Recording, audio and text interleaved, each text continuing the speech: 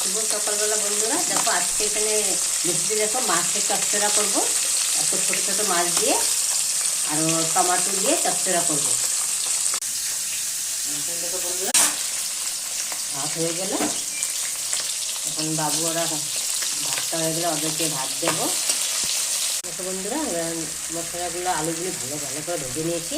এখন গরম জল দিয়ে দিচ্ছি।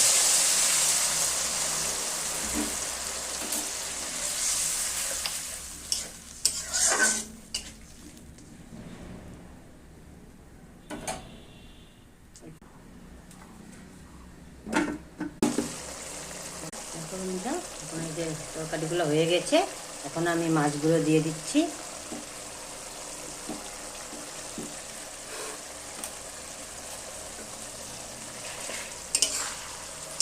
বেশি লাড়াচাড়া করবো না, লাড়াচাড়া করলে মাছগুলো ভেঙে যাবে, তার জন্য আস্তে আস্তে লাড়াচাড়া করবো। এখন অল্প ঢেকে দেবো।